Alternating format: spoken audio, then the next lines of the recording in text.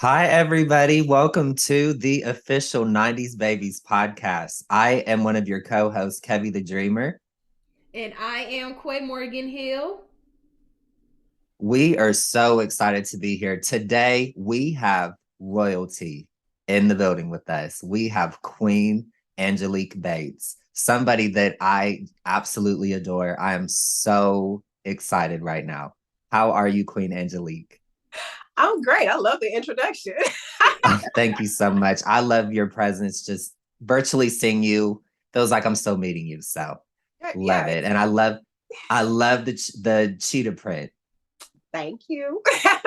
All right, now I have one question for you, real quick, Miss Angelique.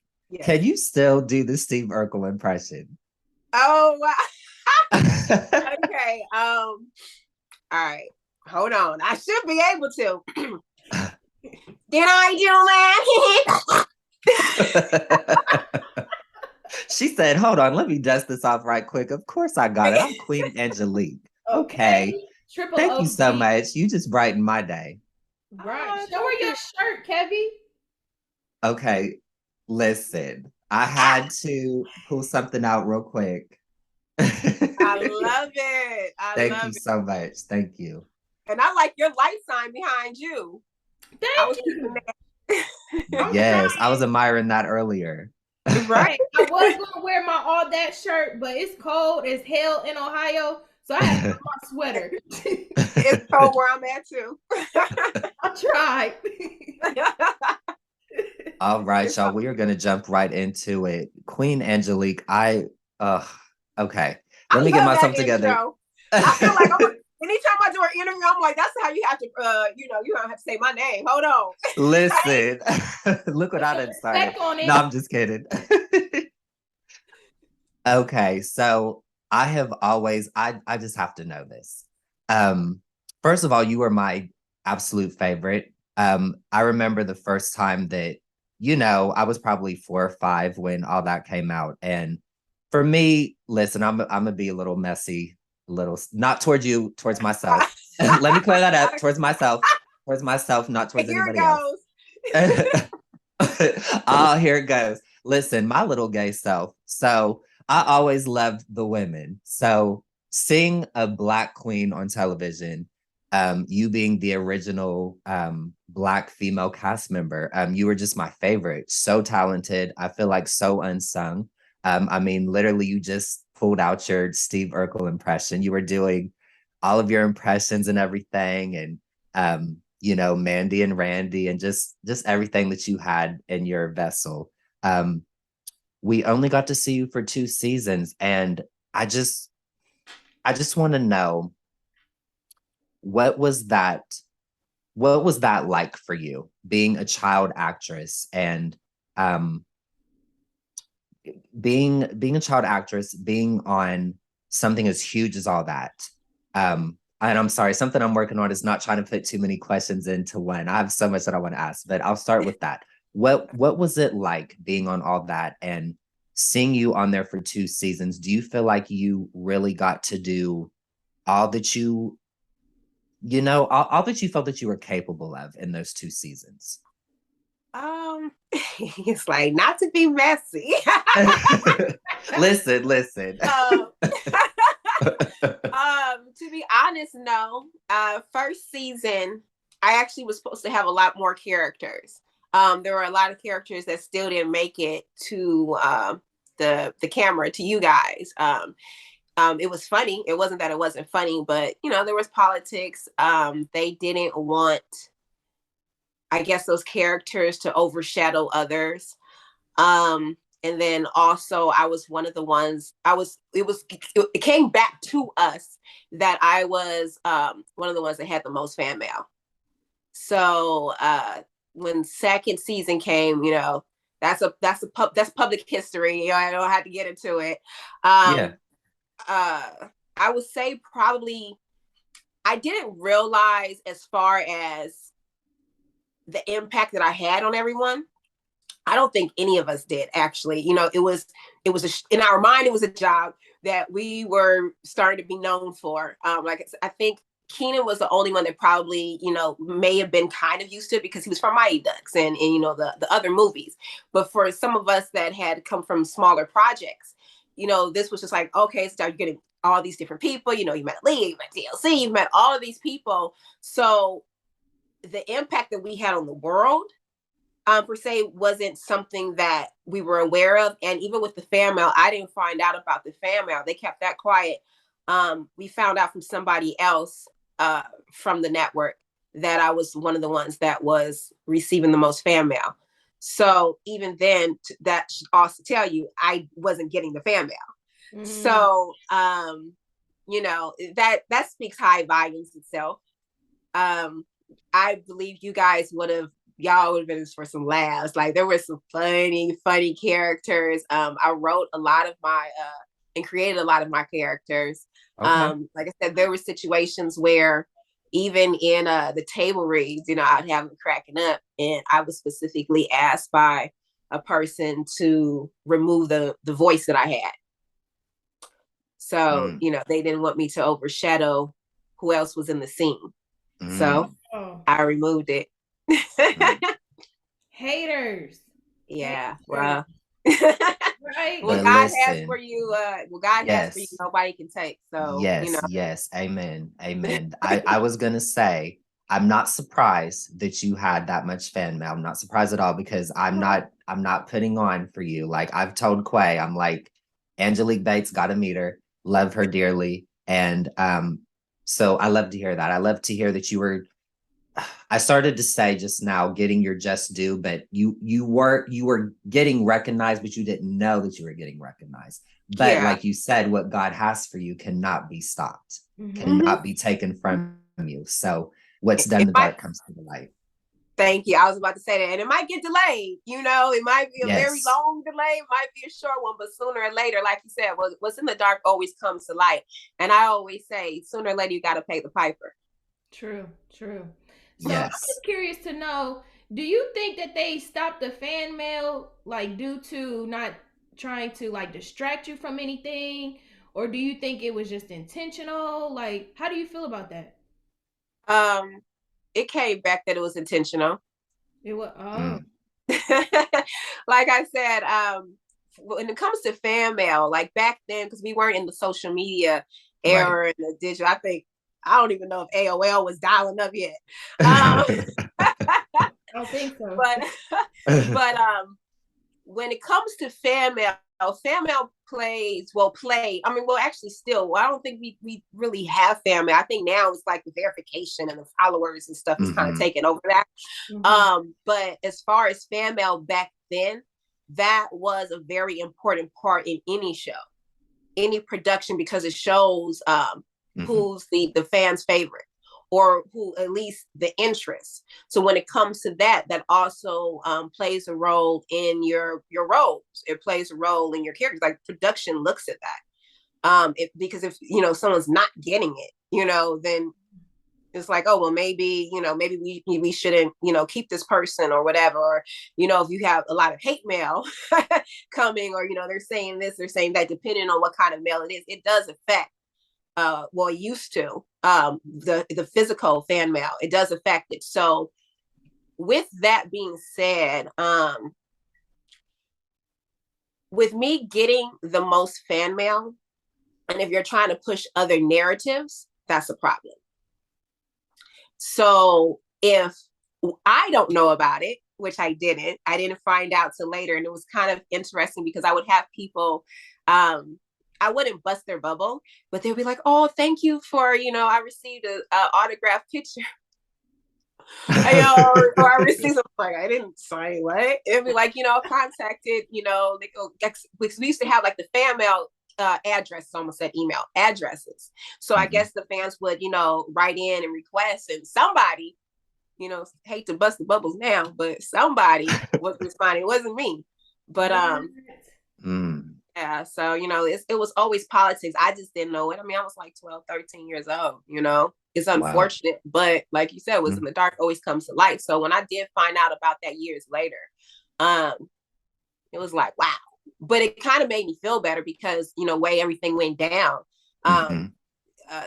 when you're led to believe that you're nothing or that you're easily disposable. In all actuality, when you find out it was so many hands that played in that, it's just like, yo, the fans is really there. And you know, it's like still to this day, like the fans are still showing out. When they brought back all that the first time, not this last time, but when they brought back all that the first time with social Twitter, I believe Twitter is what was popping at the time. Instagram wasn't even barely taken off. And the fans lost their mind. Like, you know, a lot of us, I wasn't the only one, a lot of us have felt like we were forgotten. So yeah. Well, us 90s babies, we remember you, baby. Yes. Yeah, y'all are forced to be reckoned with. I ain't even gonna lie. Like, when y'all like someone, man, y'all go hard in the paint. Like, absolutely, got to. Did you get any closure from what happened? I'm sorry. I'm sorry. Wait, I'm sorry. I didn't even mean to laugh. What did you say? I was saying, did you get any closure from what happened and what you experienced? From who? From just being on the show, from personal issues. I mean, I had my own closure that I had to take. You know what I'm saying? Like you're talking about from that work, no. But as I've grown older, sometimes you learn that you have to take apologies that have not been given to you. So I took my apologies that still have not been given to me. I mean, you know, it's so many people that have my bloods, let's say, on their hands. So they would be apologizing forever, you know, but like you said, and I'm gonna keep on saying it, what's in the dark comes to light. So with that being said, there's nothing that I need to do, you know. And at the end of the day, because you're doing you. Thank you. You know, if they have to tell themselves, everybody involved has to tell themselves different things so they can sleep at night, that's cool. Because at the end of the day, that's a conversation between you and God. Me and God cool over here. So, you know, like I said, sooner or later, you have to pay the piper, and karma doesn't miss anybody. Whether it comes small, whether it comes big, you know, karma doesn't miss anybody. And I wasn't the only one that had things happen, you know, obviously we know that. But at the end of the day, karma doesn't miss anybody. And I've gotten to a stage in the beginning, you know, say I had to have growth because I let that hold me back, what was done. And there was a lot of hurt there. But now I'm in a different place, like as far as healing and everything, where it's just like, it wasn't that, a lot of that wasn't my fault. None of it was my fault, actually. I was going to say none of it. Yeah, I was like, you know, I'm a kid. Like, I will say that I still have the moments like, really? Like, really still? Like, I have those kind of moments. Because that takes a lot of energy to like put out a lot of negativity and just hold on to that. And then it's kind of just like, for what? And then when you hear other stories, it's like, and y'all want to play with me? Okay. Like, for real? Like, what do you get out of that? Like, what was the point? Like I said, I could see if I was going balls to the wall with it, but I wasn't. You feel me? So I do have those moments, but then, like I said, you know, you kind of just have to let it go because you'll be wondering forever. There's just some people that have evil spirits. You know what I'm saying? Like they're not healed. So hurt people. I don't care how much you have. You know what I'm saying? You had a light. You had a light. So, you know. They wanted to put out. Yes. Yes. That's a true thing. They almost succeeded. But what matters is they didn't. They didn't. You know what I'm saying? I woke up. I healed. God definitely brought me through a lot.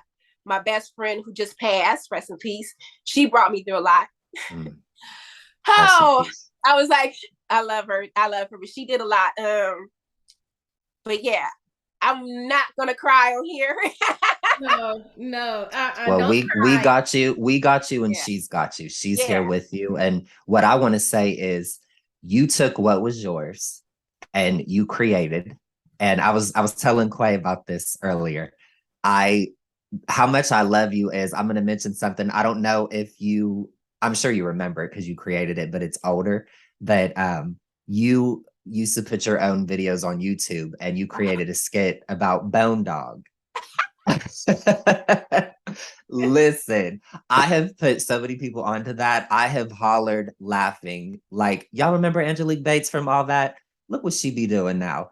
And just hollering, laughing at that. And you also were recently in 35 and Ticking. I saw that role had me hollering, had me weak. Oh my gosh. You know what's so funny about all the roles that you mentioned? Okay, so with the Bone Dog one, Mm-hmm. um, it was a show that I produced called Okay. Ask Angie. It was mine. Okay. My mother actually helped with that. It was her idea, actually.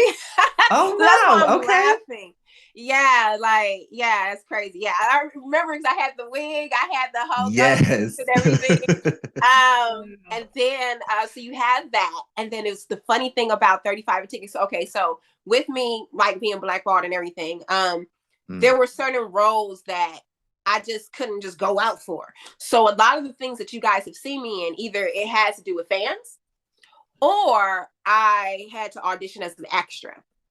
And it's so funny. Like when I say mm, when God still shows out, he still mm-hmm, shows out. mm-hmm. That was an extra role.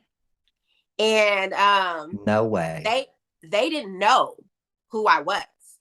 What? So and like a lot of the roles that I managed to get, it was me going in not being the girl from all that, or I wouldn't have gotten it.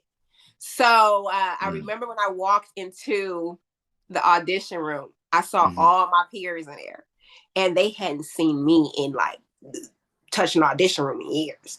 And I remember when I walked in, like it was funny because it was just kind of like, and I'm just like, hey, just still walking, whatever. And that was the callback. And so they're kind of like, okay. We're just talking about where you been, how the thing is, one thing about Mm-hmm. Hollywood, everyone knows, and there's three kinds of people. There's those that know the truth, there's those that don't care to know the truth, and there's those that think they know the truth. Mm. So you had those in the room. So Mm, I get called into the casting room, and I go in there. Actually, the creator was in another state, so they had a laptop there. So I was auditioning for the laptop, and I got wow. it, but did not know who I was until table read day. And yeah, and so the funny thing about that, I didn't realize Mike Epps was in it. So I didn't really know Okay. who was in it at the time. I didn't know Kevin Hart was in it. I didn't know Megan Right. Epps Megan Good. I didn't Yes. know Megan Good was in it, which I grew up with Megan Good. And I didn't Yeah. know Mike Okay. Epps was in it. So avid fan of Mike Epps. So I'm sitting there just trying to be chill and everything. And I remember I look over and I'm like, because I wear glasses, and I'm like, is that really Mike Epps? When I say I tried to be so cool, I was like, I'm in a movie with Mike Epps. I'm in a movie with Kevin Hart. And this is back like when the cell phones were like really starting to come out, and Mm-hmm. we weren't traveling with chargers like that. Right. So my phone was getting ready to die, and we were getting ready to leave. And his ex-wife, because I'm very respectful of relationships, so I go, excuse me, I do stand up, and I love his work. Is there any way? My phone just died. Can I just like say hi? It's just like, yeah, sure. I was so mad. Like literally, my phone had just died. But she brought me over there, and we're talking and everything. I was just like, okay, that's all I wanted to do. And I was like the happiest. So that movie, I had no idea I was gonna do that. Of course, fans, because I was gangster girl number 2 or something like that. The fans, y'all, noticed me and ended up Girl, making that yes. role a little bit bigger than what it was supposed to. They were kind of like, wait, that's who? So that's how Wow. a lot of the stuff that y'all like, it wasn't that they were hiring the girl from all that. Like even when I did Tim and Eric, they needed a pregnant woman. And I happened Mm. to be pregnant, forgot to tell my agent. And when he called me, he was just like, so you got a callback for a pregnant woman? I was like, oh, I'm about to give birth to her in another week anyway, so don't worry about it. But they did not know I was the girl from all that until, and that's the crazy thing about Tim and Eric, the Bub Bub girl. Mm-hmm. that's a whole nother like cult following. So a lot of the ones that saw me in that didn't even realize I was the girl from All That. And the ones that saw me in All That didn't even realize I was a girl. Only a few, but then when it combined, production was just like, that's who? so, so it was still God looking out one way or the other. Listen. I was about to say, look at God. Right. Yeah. Yes. Period. I know that's right. God is good, ain't he? All the time. All the time.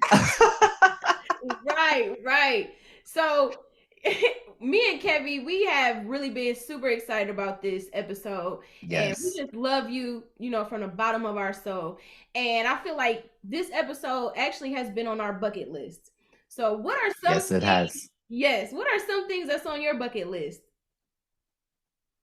Traveling more, overseas. Yeah, with my kids. That, it's funny, I create like little folders, I'll be on the social media and like I have these folders because I'm getting at that age where you have to create lists and folders and stuff so you can remember. And but I see like all these cool things where it's like, okay, I want to go here, like I want to go to Egypt. I want to go stay here. I want to try this. So even on this side of the year, I've just been doing a lot of things. It's in the air if I'm gonna do hang gliding. I don't know. It's questionable. Okay. I don't know how I feel about that. But it's things like that where I'm kind of like, do I want to do that? Okay, but let me be smart about it. Right. But I ain't mad at it. Man, so I see so many people like doing. I'm just like, that really looks cool. And then I'm thinking about like scuba diving, but then I might want to learn how to swim better.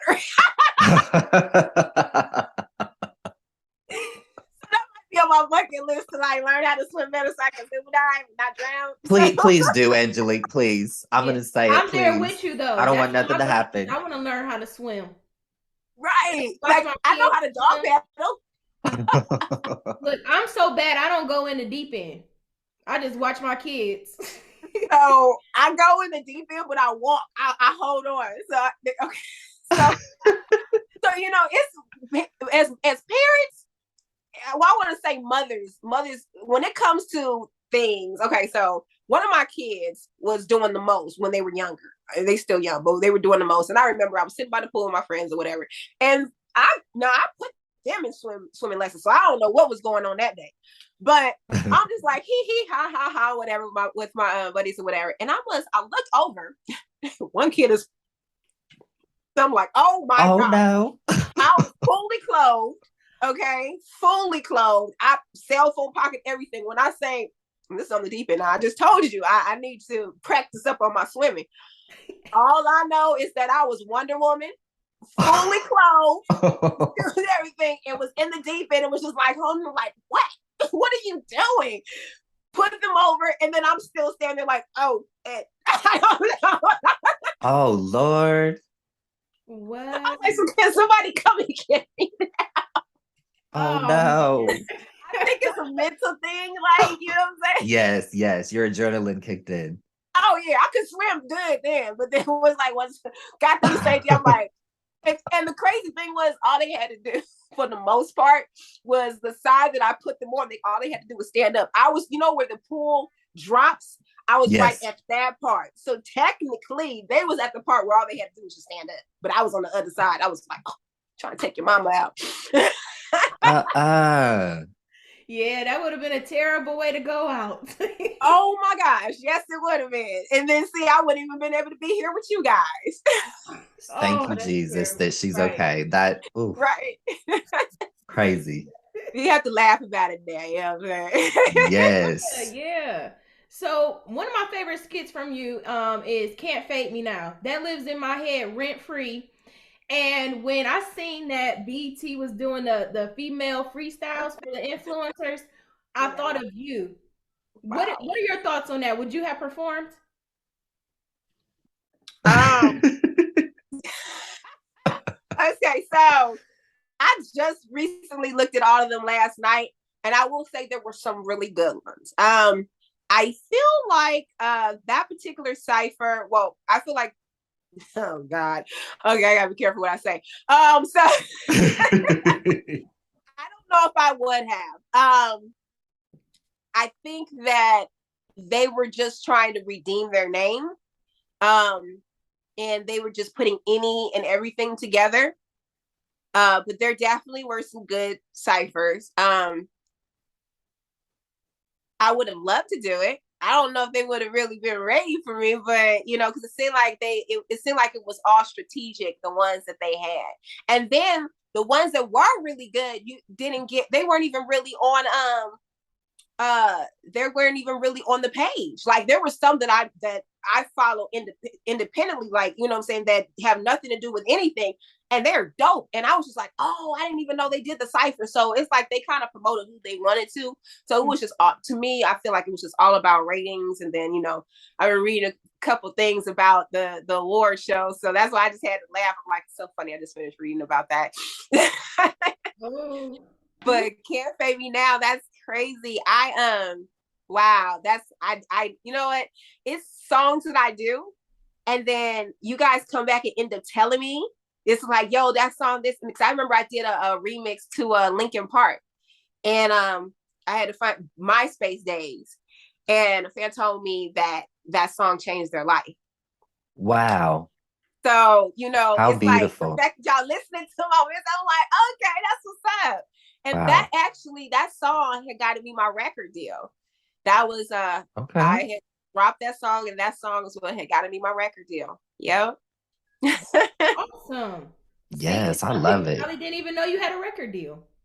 See, a lot of people did it, like, but when you're not getting the publicity and stuff like that. And then I think when I got that deal, I think Facebook was Instagram wasn't really popping like that. It was still MySpace. So, but I'm working on some things. So now y'all know. Yes, I can't wait. Right. You're love it. Jill of all trades. Gotta be. Love you it. have to. Yes. You have to make your own opportunity. Your entire life. You said what? Have you been goofy your entire life? From what I've been told, yes. I would have been. I can believe it. Just know that, like, you were just so diverse. Like, you could do anything. Like, I just feel like you were so underrated. And I hate that for you, because I feel like you could be so big. You could be an A-lister. Like, oh yeah, it's never too late, baby. I mean, no, it's not too late. I'm just saying. Yes.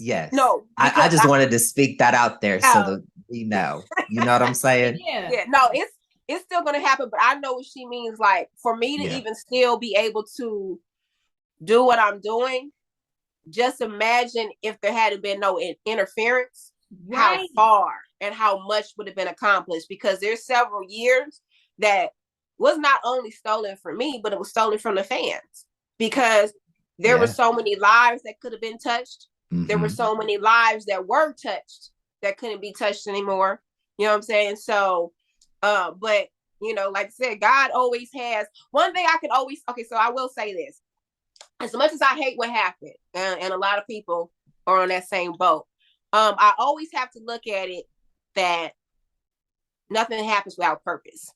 I may not understand it. And like, even when things are coming up, I do kind of be like, okay, well, if I had still been on the show, would I have been one of those stories? Would I have been any of the typical Hollywood stories? Would I be strung out? Would I be dead? You know what I'm saying? Like, let's be real. I come from the 80s era. So there was the drugs and all of that. You know what I'm saying? So there's no telling that being that young and then being an A-list and with what was already happening, and then trying to separate from the parent, and then, you know what I'm saying? Like, there's no telling. So we, like, still may not even be here. It might be one of those dark Hollywood stories or something. You know what I'm saying? So maybe it needed to happen, and then I needed to learn to pretty much take back my power. So I would say, now the part where I would take blame for how long the delay was, because I didn't learn my lesson as far and grow sooner. But sooner than later, you know what I'm saying, I'm here. But that's the only regret that I will say. Like, I wish I had said F them a long time ago, you know what I'm saying, and just went ahead and made my own opportunities and started fighting. I was letting things happen to me and pitting, you know what I'm saying? And it's just like, I always tell people, once you hit 18, you know what I'm saying? It's kind of like what happened to you before. And I'm not taking anything away from anybody, because a lot of us, whether we talk about it, has some kind of trauma, some more serious than others. But technically in this world, when you hit 18, it's on us to try to figure it out, because we don't have mommy, we don't have daddy, we don't have those walls to hide behind, that some of the walls that we never had to hide behind. But once you hit that age, that's when that clock starts. And some of us never figure it out. And luckily I figured it out before I ran out of time. And like I said, you know, I wanted that apology so bad. I wanted that validation. Like, dang, if they just let me do this, if they let me, like, fuck, like, you know what I mean? Like that, but that as a youngin, that was the mentality, because I gave them more power when it was never them that had the power. You know what I'm saying? Like, God has the power. Word. That's a word. But I gave it to them. I pretty much put my life in their hands and let them control it like a puppet for years. And everybody else has stood beside them and watched it. And that's probably watching this right now. You know what I'm saying? Like, I let them control my life. And when I finally decided to take, you know, over my life and say what I was going to do and keep on moving forward, that's when everything switched. Because there was a period, like, y'all pull up old interviews, because I saw somebody mention it and something on social media was like, oh, well, you know, she has a different outlook, or she talks nicer now. No, it's still Ephraim, but I just, you know what I'm saying? It's still, I don't care what you think. I don't care what you say. You're not going to continue to try to destroy me, because like you said, it was a light and y'all were trying to put out that light. And even in the industry across the board, I'm not the first, I'm not the last. Unfortunately, it's going to keep on, and it's going to keep on until the world itself, until people inside the industry decide that they want to stop playing those games, until they decide they want their light. But the industry is a dark industry anyway. You know what I'm saying? I could keep on going, and this turned into a whole nother kind of show. But you dropped some gems. Absolutely. For real. Absolutely. For real. And I'm just so glad that you're still here. You know, still making an impact. Yes, praise the Lord. And like the energy, you know, you're in a different space, you know, like you glow. Thank you. Like you looking good, just everything. Yes, ma'am. Melanin popping. Come on. Come on. The last time you talked to me, because she had interviewed me, and that was, what year was that? I don't remember what year that was, but 2 years ago. Oh, it seems like all the stuff that has happened. Maybe longer than that. It don't even look. I'm all like 5 years ago. It seemed like forever. 2 years ago was that wasn't too hot. And I was in a really, really bad relationship. So that there was a lot of darkness, you know what I'm saying? But when you're a light, everything tries to come at you. And it was just like I was climbing out, and it was just like I was doing this. Every good thing that was happening, it was like something that was trying to, like, you know, come. Even then, even when the show, you know, launched, you know, it was like so much happening, because people was like, oh, she's gonna be back on the show. And I already knew I wasn't. But then it was like a lot of politics that was going on with that. So then that also kind of was just like, dang, it's like, how many years later? So even then, I think I saw the clip or whatever, and I was like, dang, you could tell like I was in a completely different place. Way much healthier now. You know, I've seen those comments where they were just like, they'll look at interviews and they'll be like, oh, her weight and blah, blah, blah, blah, or, oh, she was acting like this, she was acting like that. Yeah, 9 times out of 10, I'm like, have we not learned nothing from Chadwick Boseman? Like, come on now. Like, a lot of us go through stuff. And unfortunately, when I'm going through things, my weight gets affected. But you don't know that. I'm the kind of person, I could have had, like I just said, I just lost my best friend. I should not be doing this interview. You know what I'm saying? A lot of people don't. They completely shut down. I could have just ended up in a whole car accident. And then, boom, you see me on social media. I'm smiling. There's times where I had just gotten out the hospital, had been in the hospital for like a week or two. And I remember I had to go film. I had not been on the plane, was having anxiety attacks. I filmed this project.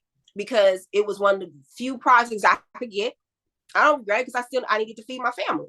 But people talk about it and they're just like, oh, I would never have did that. Well, look, I'm gonna just tell you this right now. A lot of the stuff that you see is not real anyway. Yeah. I mean, let's keep everything is scripted for the most part. I don't care. Even the reality TV is not real.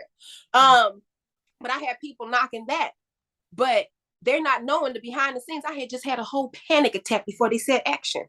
And the reason why I'm jittery is because I was trying not to have a full panic attack on camera. Okay. But I needed to feed my family because once you get one, if you unless you've been blackballed, you can't say nothing. So when you get jobs, and it may not be the best job, it might be 200 because those are the kind of jobs that pop up. It's like, hey, can you come here? Can you do this? Oh, well, we got 300 for you. Okay, well, okay, I gotta feed my kids. Right. You're gonna do it. I mean, there's people out there effing for free. So I'm not judging. Yeah. So don't judge about a project that I'm doing for $200, $300. You watched it, right? That's what the network wanted. They wanted your ratings. Yeah. It's just funny to see people knock other people's, movements when you don't know what anybody is going through. You know what I'm saying? So for you to say that you see me glowing every day, I was like, like I said, I feel completely different. I feel so much better. And I appreciate you acknowledging that because I'm just like, it's like, okay, keep on going. Yes, ma'am. Keep going. Don't ever stop. Unfortunately, we do have to wrap things up, guys. I hate this part of the show. I know this will turn into like a whole 3-part series or something. Girl. Exactly. Yes. We need to do an IG live with you as well. So let us know. I'm with it. Yeah. With it. So go ahead and shout out your social media links. We only got a minute left. Okay. Well, I have a website, AngeliqueBates.com, and you can just go in there and you can see all my social medias on Instagram, Twitter. There you go. Boom. Hey, all right. And follow us, 80s, 90s, and 2000s vibes on IG, the podcast. We are the official 90s babies. Until next time, guys. Love y'all. Mwah. Thank you so much. Thank you.